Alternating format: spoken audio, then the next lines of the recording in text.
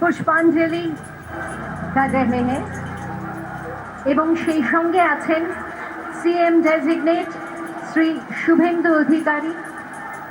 আজকে প্রধানমন্ত্রী নরেন্দ্র মোদী তিনি ইতিমধ্যেই মঞ্চে উপস্থিত, দেখতেই পাচ্ছেন মঞ্চে। আজকে রবীন্দ্র জয়ন্তী বাঙালির জন্য অত্যন্ত গুরুত্বপূর্ণ একটি দিন। রবীন্দ্রনাথ ঠাকুরের একটি প্রতিকৃতি ফুল মালায় সজ্জিত হয়ে মূল মঞ্চে আজকে রয়েছে প্রধানমন্ত্রী, তিনি এই মুহূর্তে পৌঁছে গিয়েছেন। जोरदार कट्टल ध्वनि के साथ स्वागत कीजिए माननीय प्रधानमंत्री महेश उपस्थित।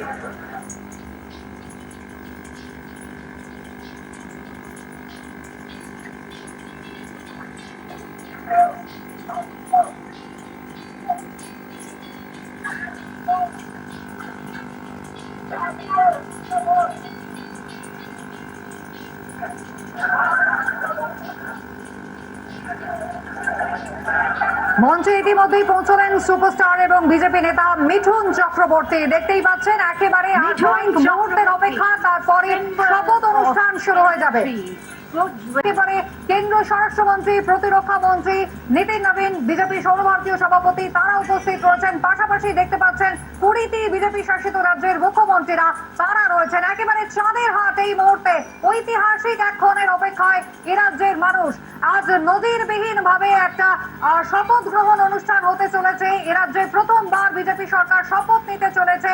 লোকভবনে নয়, একেবারে ব্রিগেড প্যারেড গ্রাউন্ডে, যেখানে সাধারণ কর্মী সমর্থকরা তাদের সঙ্গে কিন্তু হাই প্রোফাইল নেতারা, বিভিন্ন রাজ্যের মুখ্যমন্ত্রীরা তারা উপস্থিত রয়েছেন। প্রধানমন্ত্রী, স্বরাষ্ট্রমন্ত্রী, প্রতিরক্ষা মন্ত্রী তাদের উপস্থিতিতে শুভেন্দু অধিকারী আর কিছুক্ষণের মধ্যেই রাজ্যের পরবর্তী মুখ্যমন্ত্রী হিসাবে শপথ গ্রহণ করবেন।